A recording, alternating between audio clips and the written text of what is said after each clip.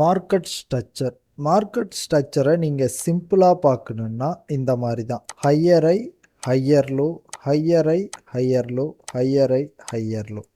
இதே மாதிரி sell side எப்படி ஃபார்ம் ஆகும் அப்படின்னா lower high, lower low, lower high, lower low, lower high, lower low. இந்த மாதிரி செல் சைடு ஃபார்ம் ஆகும். பை சைடு ஹையர் ஹையில் ஃபார்ம் ஆகி போய்கிட்டு இருக்கும். செல் சைடில் lower high, lower low form ஆகி போய்கிட்டு. இதில் நம்மளுக்கு சின்ன டைம் ஃப்ரேமில் இதே மாதிரி ஒர்க் அவுட் ஆகுமான்னா 90% ஒர்க் அவுட் ஆகாது. சின்ன டைம் ஃப்ரேமில் நிறையா டைம் இது ஒரு 1 டேன்னு வச்சுக்கோங்க. அதுவே நம்மளுக்கு 4 ஹவர்லேயோ இல்லை 1 ஹவர்லேயோ எப்படி ஆகுன்னா மார்க்கெட் ஒரு சடன் ஃபாலு பை ஆகும். சரிங்களா? இந்த இடத்துல லோயர் லோ கிரியேட் பண்ணும், மறுபடியும் சடன் அப் ஆகிட்டு மறுபடியும் சடன் ஃபால் ஆகும், மறுபடியும் இந்த இடத்துல கிரியேட் ஆகும் சடன் ஃபால். ஆனால் டெய்லியில் பார்க்கும்போது நம்மளுக்கு ஸ்ட்ரக்சர் ஒரு நல்ல லோயர் லோ, லோயர் ஹை இந்த ஃபார்மேட்டில் வந்துக்கிட்டே இருக்கும். எக்ஸாம்பிளுக்கு பார்க்கணுன்னா நம்ம டேல இருக்கும். இந்த இடத்துல பாருங்கள், ஒரு high low, higher high, higher low, higher high, higher low, higher high இப்படி போயிருக்கு.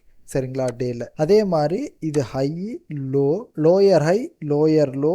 சரிங்களா? Lower high, lower low, lower high, lower low இந்த மாதிரி வந்திருக்கு. இது பார்க்கும்போது எவ்வளோ நீட்டாக வந்திருக்கு. ஆனால் இதுவே நம்ம 4 ஹவரில் பார்க்கலாம் எப்படி வந்திருக்கு. நாம் இதை அப்படியே டெய்லியில் மார்க் பண்ணிட்டு higher high, higher low, higher high, higher low, higher high, higher low, higher high இந்த மாதிரி இருக்குது.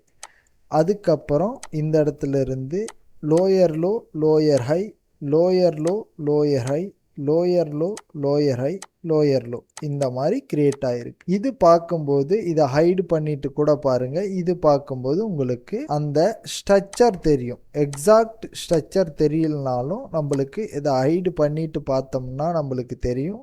மார்க்கெட் ஹையை பிரேக் பண்ணி போயிருக்கு. இந்த இடத்துல லோவை பிரேக் பண்ணி மார்க்கெட் போயிருக்கு. இதே இடத்த நாம் 4 ஹவரில் பார்க்கும்போது நம்மளுக்கு நிறைய டிஃப்ரென்ஸ் கிடைக்கும். இப்போ நான் 4 ஹவருக்கு கன்வெர்ட் பண்ணிட்டேன். மார்க்கெட்டில் பாருங்க, இந்த இடம் எல்லாமே நம்மளுக்கு எப்படி கிடைச்சிருக்குன்னா ஒரு ஹை போயிருக்கு, லோ வந்திருக்கு, ஹையர் ஹை போயிருக்கு, ஹையர் லோ வந்திருக்கு, மறுபடியும் இங்கே பெருசாக ஹையர் ஹை போயிருக்கு, ஹையர் லோ. இந்த இடத்துல சின்ன ஸ்ட்ரக்சர் ஹையர் ஹை போயிருக்கு. இந்த இடத்துல மறுபடியும் சின்ன ஸ்ட்ரக்சர் மறுபடியும் ஹையர் ஹை போயிருக்கு. இதுவும் ஹையை பிரேக் பண்ணி தான் போயிருக்கு. ஆனால் இந்த பிட்வீன் ஏரியாவில் நிறைய கன்ஃபியூஷனை கிரியேட் பண்ணி போயிருக்கு மார்க்கெட். ஆனால் இதே டேல பார்க்கும்போது நம்மளுக்கு நீட்டாக இருந்துச்சு. அதே மாதிரி இந்த செல் ட்ரெண்டை பாருங்க. செல் ட்ரெண்டில் எப்படி மார்க்கெட் இருக்குன்னா இந்த இடத்துல low, lower high, lower low, lower high, lower low இது எவ்வளோ நீட்டாக வந்திருக்கு. ஆனால் இந்த இடத்துல இருந்து ஹையர் லோ, ஹையர் ஹை போயிட்டு கன்ஃபியூஷனை கிரியேட் பண்ணியிருக்கு. ஆனால் மார்க்கெட்டில் இது ஒரு லோக்கு கிரியேட் ஆகிருக்கு, இது ஒரு ஹைக்கு கிரியேட் ஆகிருக்கு. சரிங்களா? Lower high. அதே மாதிரி இங்கே பாருங்க எவ்வளோ கன்ஃபியூஷனை கிரியேட் பண்ணியிருக்கு மார்க்கெட். நம்ம பார்க்குற டைம் ஃப்ரேம் இப்போது நான் டெய்லியில் பார்க்குறேன்னா மார்க்கெட் இந்த டெய்லி டைம் ஃப்ரேமில் நான் ஆல்ரெடி சொன்ன மாதிரி ஒரு டிஸ்டன்ஸை மெயின்டைன் பண்ணும். இப்போ ஹையர் ஹை போகுதுன்னா இந்த லோலேருந்து இந்த ஹை போகுதுன்னா ஒரு 5 to 10% அந்த ரேஞ்சை மெயின்டைன் பண்ணுது. இல்லை நம்மளுக்கு நார்மலாகவே தெரியும் டெய்லிக்கு ஒரு 8%லேருந்து 10% வரைக்கும் மூமெண்ட் இருந்தால் அது நல்லா இருக்கும். சரிங்களா? இந்த மாதிரி ஒரு ரேஞ்ச் போயிட்டு மார்க்கெட் ரிவர்சல் ஆகும். சரிங்களா? இதுவே நம்ம 4 ஹவருக்கு பார்க்கும்போது 2 to 5% மார்க்கெட் அதாவது ஒரு 2% செல் ஆகிட்டு பை ஆகிறது, செல் ஆகிட்டு பை ஆகிறது இந்த மாதிரி கிரியேட் ஆகும். இதை வச்சு நம்மளுக்கு என்ன யூஸ் அப்படின்னா நாம் கன்ஃபியூஸ் ஆகாமல் எப்படி ட்ரேட் பண்ணுறது. நம்ம ஒரு டைம் ஃப்ரேமில் அனலைஸ் பண்ணுறோன்னா அதுக்கு கம்மி டைம் ஃப்ரேமில் நிறையா கன்ஃபியூஷனை க்ரியேட் பண்ணும். அதனால தான் நான் எப்பயுமே சொல்லுவேன் 4 ஹவருக்கு மேலே அனலைஸ் பண்ணுங்க அப்படிங்கிறது. 4 ஹவரே நம்மளுக்கு கம்மி டைம் ஃப்ரேம் தான்.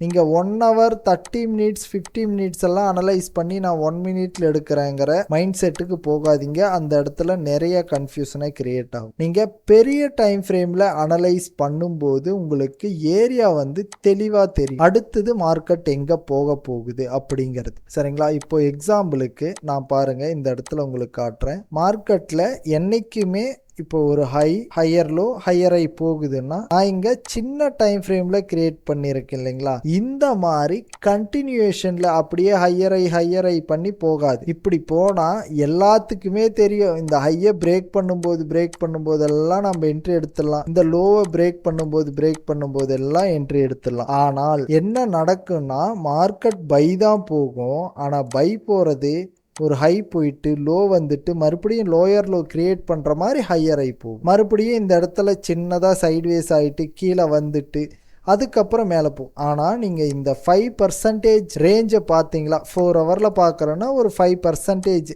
ரேஞ்சை பார்த்தோம்னா அந்த 5% ரேஞ்சை மார்க்கெட் அச்சீவ் பண்ணிட்டு மறுபடியும் அது வந்து இங்கேருந்து கீழே வர பார்க்கும். ஸோ மார்க்கெட் எப்போவுமே நம்மளுக்கு பிக் டைம் ஃப்ரேம், அதாவது பெரிய டைம் ஃப்ரேமில் நம்மளுக்கு லார்ஜ் டைம் ஃப்ரேமில் ஒரு நல்ல டைரக்ஷனை கொடுக்கும். ஸ்மால் டைம் ஃப்ரேமில் நீங்கள் நினைக்கலாம் இந்த மாதிரி மார்க்கெட் மூவ்மெண்ட் ஆகும், ஹையர் ஹையை ஃபார்ம் பண்ணி தான் ஸ்மால் டைம் ஃப்ரேம்லேயும் போகும், லோயர் லோவை ஃபார்ம் பண்ணி தான் போகும். இந்த மாதிரி நடக்காது. நீங்கள் 4 ஹவரில் பார்க்குறீங்க அப்படின்னா 1 ஹவரில் நம்மளுக்கு கன்ஃபியூஷனை கிரியேட் பண்ணும். நம்ம என்ட்ரி எடுத்தால் கூட இப்போது எக்ஸாம்பிளுக்கு என்னுடைய டைப்பில் நான் உங்களுக்கு ஒரு என்ட்ரி சொல்கிறேன். மார்க்கெட் என்ன நடந்தால் நான் என்ட்ரி எடுப்பேன்னா மார்க்கெட் இப்போ ஹையர் ஹை போய்கிட்டே இருக்கு சரிங்களா, இந்த இடத்துல இருந்து மார்க்கெட் ரிவர்சல் ஆக போகுது அப்படின்னா ஒரு லோ வரும், ஹை வரும் சரிங்களா, ஹை வரும், அது லோயர் ஹையாக தான் இருக்கும். இந்த இடத்துல இருந்து மார்க்கெட் ரிவர்சல் ஆக பர்டிகுலராக இந்த இடத்துல என்ன நடக்கும் அப்படின்னா மார்க்கெட்டு நம்மளை கன்ஃபியூஸ் பண்ணும். இது வந்து ஒரு 5% ஆர் 6% ரேஞ்சுன்னு வச்சுக்கோங்க. மார்க்கெட் இங்கிருந்து அட்லீஸ்ட் ஒரு 2.5% ரிவர்சல் கீழே வரணும், இந்த ரேஷியோ வரைக்கும் வரணும். நான் சொல்லியிருப்பேன் 30 to 60%, அதாவது பை ஆகிறதுல 30 to 60% செல் ஆகும் அப்படின்ட்டு சரிங்களா. இது பை ஆகிருக்கு, இங்கிருந்து செல் வரும். 1 ஹவரில் நான் போகும்போது என்ன நடக்கும்னா, இப்போ வந்து இது 4 ஹவரில் இருக்குது அப்படின்னா 1 ஹவரில் இங்கே என்ன நடக்குன்னா நல்லா கவனிங்க, நம்மள கன்ஃபியூஸ் ஆகும். மார்க்கெட் செல் வந்துடும் சரிங்களா, இது வரைக்கும் செல் வந்துடும், பை ஆகும், செல் ஆகும், மறுபடியும் ஹையர் ஹையை கிரியேட் பண்ணுற மாதிரி போகும், மறுபடியும் இந்த இடத்துல லோயர் லோவை கிரியேட் பண்ணுற மாதிரி வரும். இந்த இடத்துல கன்ஃபியூஸ் ஆக்கிட்டு மறுபடியும் இதை பிரேக் பண்ணி ஆக்சுவல் நம்மளோட எந்த ஏரியாவுக்கு வரணுமோ வரும். இந்த இடத்துல நம்மளுக்கு என்ட்ரி கிடைக்குதுன்னா நான் இங்கேயே ஸ்டாப் லாஸ் வச்சிருவேன். ஆனால் மார்க்கெட் இந்த ஹையை பிரேக்கே பண்ணாது, இந்த இடத்துலயே நிறைய கன்ஃபியூஷனை நம்மளுக்கு கிரியேட் பண்ணிட்டு நம்மளுடைய டார்கெட்டை நோக்கி மார்க்கெட் போயிடும். இது எனக்கு நிறையா வாட்டி நடந்திருக்கு சரிங்களா. உங்களுக்கு தெரியலனாலும் இதை நீங்கள் பார்த்துக்கலாம். நம்மளுக்கு தேவையானது மார்க்கெட்டை நாம் எவ்வளோ ஏரியாவை விட்டு பார்க்கணும் அப்படிங்கிறது ஒவ்வொரு டைம் ஃப்ரேமும். எக்ஸாம்பிளுக்கு நீங்கள் ஒரு 4 ஹவரில் இருக்கு, 4 ஹவரில் ஒவ்வொரு ஸ்விங்கும் எவ்வளோ கிரியேட் பண்ணியிருக்கு ஹை அண்ட் லோன்னு பாருங்கள். இந்த ஹை டு இந்த லோ பாருங்கள், அட்லீஸ்ட் 3.84% கிரியேட் பண்ணியிருக்கு சரிங்களா. இந்த ஹை பாருங்கள், அதாவது இந்த இடத்துல இருந்து இந்த ஹை 3%. அப்போது இந்த கோல்டு மார்க்கெட் அப்படிங்கிறது, எக்ஸ்பெஷலி கோல்டு மார்க்கெட் அப்படிங்கிறது நம்மளுக்கு 3% 4 ஹவரில் ஒரு ஸ்விங்கை கிரியேட் பண்ணுது அப்படின்னா நாம் அந்த 3% வரைக்கும் வெயிட் பண்ணணும். இப்போ நீங்கள் கோல்டு மார்க்கெட்டை மட்டும் பார்க்குற ஒரு பர்சனாக இருந்தால் நல்லா கவனிச்சுக்கோங்க. கோல்டு மார்க்கெட் ஒரு 3% மார்க்கெட் மூவ் ஆன பிறகு ரிவர்சலுக்கு நாம் எதிர்பார்க்கலாம். அப்படி இல்லைன்னா நீங்கள் டெய்லியில் பார்க்குறீங்க அப்படின்னா நீங்கள் டெய்லி ரேஞ்சை இந்த ஸ்விங்கை மார்க் பண்ணி பாருங்கள். இந்த லோ டு இந்த ஹை எவ்வளோ வந்திருக்கு, 6% மினிமமாக வந்திருக்கு சரிங்களா. இது ட்ரெண்டுக்கு அகெயின்ஸ்டா 6% வந்திருக்கு. ட்ரெண்ட் சைடு எவ்வளோ வந்திருக்கு அப்படின்னு பார்த்தா இப்போ மார்க்கெட் செல் ட்ரெண்டில் இருக்குது. செல் ட்ரெண்டில் எவ்வளோ வந்திருக்குன்னா 10% கீழே வந்துருக்கு. இந்த கோல்டு மார்க்கெட் என்ன பண்ணுது அப்படின்னா மினிமமாக நம்மளுக்கு ட்ரெண்டு வைஸ் பார்க்கும்போது நம்மளுக்கு 10% மூமெண்ட் இருக்குது. அதே ட்ரெண்டுக்கு அகெயின்ஸ்டாக போகும்போது அதில் 30 to 60% ரீட்ரேஸ்மெண்ட் கொடுக்குது. இப்போது நம்ம இந்த வீக்கில் மார்க்கெட் இப்போது இன்னைக்கு முடிய போகுது. மார்க்கெட் நம்ம டெய்லியில் இருக்கோம், இன்னும் 3 hours 30 minutes முடிய போகுது. மார்க்கெட் வந்து இந்த ஹையிலிருந்து செல் வந்திருக்கு சரிங்களா. இப்போ இது எத்தனை பர்சன்டேஜ் அப்படின்னா ட்ரெண்ட் என்னன்னா செல் ட்ரெண்ட். இந்த ஹை டு இந்த செல் எவ்வளோ வந்திருக்குன்னா 5.78%. அட்லீஸ்ட் நம்மளுக்கு 10% மார்க்கெட் மூவ்மெண்ட் இருக்கு. இது நெக்ஸ்ட் வீக் மேபி இந்த ஏரியாவை பிரேக் பண்ணலன்னா மார்க்கெட் என்ன நடக்குன்னா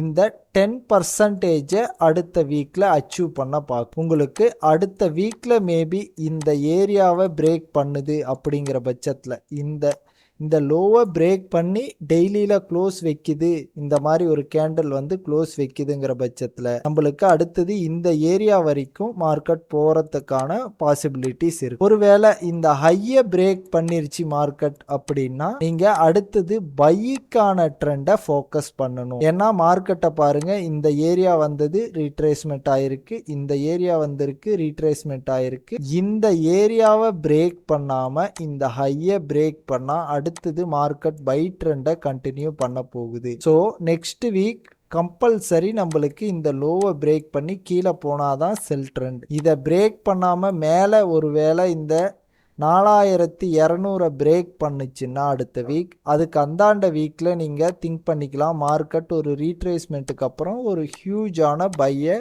கண்டினியூ பண்ணும் அப்படிங்கிறது. ஏன்னா மார்க்கெட் இந்த ஏரியாவுக்கு வந்துட்டு என்ன நடந்திருக்குன்னா சைட்வேஸை கிரியேட் பண்ணியிருக்கு. அதாவது வால்யூம் வந்து ஸ்லோ டவுன் ஆயிருக்கு. இந்த வால்யூம் ஸ்லோ டவுன் ஆனால் அடுத்தது வால்யூம் வந்து பூஸ்ட் ஆகும். அந்த வால்யூம் பூஸ்ட் ஆகும்போது இந்த மாதிரி இனிஷியல் ஹையை பிரேக் பண்ணி ரீட்ரேஸ்மெண்ட் வந்தால் இந்த ரீட்ரேஸ்மெண்ட்ல இருந்து ஒரு ஹியூஜான பை மூவை நம்ம எதிர்பார்க்கலாம். சரிங்களா? இதை வந்து நம்ம ப்ராபப்ளி எப்படி பார்க்கலாம்னா நம்மளுக்கு எப்பயுமே தீபாவளி அந்த டயத்தில் வந்து மார்க்கெட் பை சைடு மூமெண்ட்டை கொடுக்கும். நம்மளுக்கு அக்டோபர் நவம்பர் டிசம்பரில் இந்த ரேஞ்சில் மார்க்கெட்டில் ஒரு நல்ல பை மூவுக்கு நம்ம பார்க்கலாம். ஏன்னா அந்த திவாலி ஜனவரி அந்த இதை ஒட்டி நம்மளுக்கு இந்த அக்டோபர்லேருந்து, சரிங்களா, அக்டோபர்லேருந்து அப்படியே ஒரு பை மூவுக்கான ஒரு சினாரியோவை பார்க்கலாம். இப்போது இது செல் ஆயிட்டு அதாவது 3700 அந்த ரேஞ்சிலிருந்து பை ஆகுதா இல்லை இந்த ஏரியாவை பிரேக் அவுட் பண்ணி பை ஆகுதாங்கிறது தான் நம்ம வெயிட் பண்ணி பார்க்கக்கூடிய ஒரு இடமா இருக்குது.